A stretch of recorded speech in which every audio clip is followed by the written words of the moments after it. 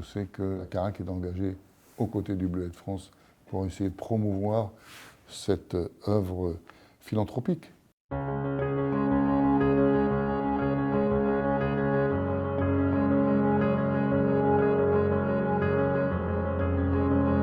Je suis issu d'une famille de militaires. Mon père était militaire, mes oncles étaient militaires, mes frères. Je pense que c'était ancré dans la famille, ce don de soi et ce don de servir. Moi, j'ai servi 30 ans dans les armées. Je me suis engagé au titre d'une école de formation de sous-officiers. J'ai fait la promotion interne, comme on dit, l'échelle sociale qui existe dans les armées, qui existe toujours d'ailleurs, et donc qui m'a permis de rentrer à l'école militaire interarmes et de faire une carrière d'officier. La particularité de la carrière d'officier, c'est un métier de commandement. J'ai commandé dans les unités de combat. La caractéristique du génie, c'est que ça traite également l'immobilier de la défense en temps de paix et en opération. Donc j'ai fait toutes ces parties du commandement et du soutien dans les armées pendant près de 30 ans. J'ai fait toutes les opérations extérieures qui existaient de mon temps de service dans les armées, avec mes camarades de l'armée de terre, de la marine et de l'armée de l'air, du service de santé également,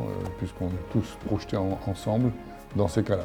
Le génie, c'est une arme d'appui.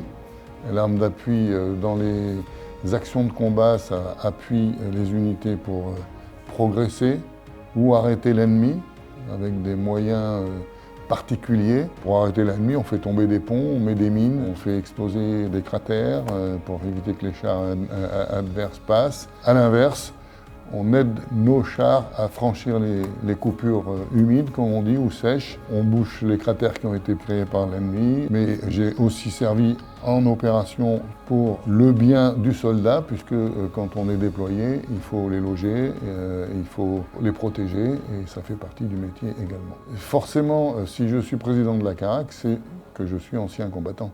Vous savez que la CARAC est gérée par le Code de la mutualité, lequel dit les adhérents élisent leurs délégués, les délégués élisent les administrateurs, lesquels élisent le président. C'est comme ça que je suis arrivé. Mais je suis administrateur depuis 20 ans quand même à la CARAC. J'étais déjà à la retraite de mon métier de militaire, sauf que j'étais adhérent de la CARAC depuis déjà une dizaine d'années. Donc je savais à quoi je m'engageais. J'ai été élu délégué dans un premier temps en 2002 et administrateur en 2006. La particularité, c'est que la CARAC appartient à ses adhérents et le président est un adhérent. Le souci du président, c'est faire reconnaître les droits des adhérents et les protéger. Alors on les protège comment ? En s'assurant que leur investissement, puisque la retraite mutualisée de combattants, c'est une retraite surcomplémentaire qui débouche sur une rente viagère, et il faut quand même que les gens qui placent l'argent à la CARAC aient un retour, et c'est ce qui se passe. On a un retour, puisque on a une gestion de bons pères de famille et le président, c'est sa préoccupation, s'assurer que ce soit comme ça. Actuellement, nous sommes plus de 300 000 adhérents. Nous sommes que 120 000 anciens combattants. On a élargi le portefeuille, on diffusait la retraite mutualiste jusque dans les années 90. Nos prédécesseurs ont compris que si on restait dans ce contexte-là, on ne survivrait pas, donc ils ont créé d'autres produits d'épargne, de retraite et de prévoyance. Et actuellement, on diffuse ces produits parallèlement à la RMC. Et effectivement, on a beaucoup plus de gens qui ne peuvent pas prétendre à la RMC, mais qui peuvent prétendre aux autres produits. Et la majorité de ces gens sortent du cercle familial d'un ancien combattant. Alors, actuellement, on commence à élargir encore plus, puisque la notoriété de la CARAC fait qu'on est de plus en plus connu. On trouve de nouveaux adhérents qui n'ont rien à voir avec le monde affinitaire. Nous avons dans notre ADN le soutien de l'homme qui a été combattant, mais pas que.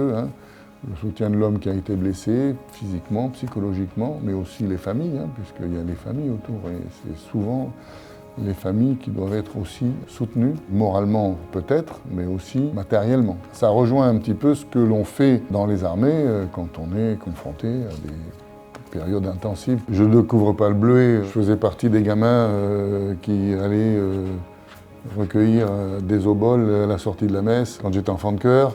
Je le connais d'autant plus que je regrette qu'il n'ait pas la même ampleur que le coquelicot chez les Anglais. J'aurais bien aimé qu'il y ait une cohésion nationale un peu plus importante pour que l'on puisse recueillir plus de fonds. Je sais qu'il y a une belle marche à gravir. C'est pour ça que la Caraque est engagée aux côtés du Bleuet de France pour essayer de promouvoir cette œuvre philanthropique au profit des blessés, hommes, femmes, et des familles et des victimes de guerre. La Caraque est bien impliquée et c'est historique. Nous sommes une émanation du monde des combattants et des anciens combattants.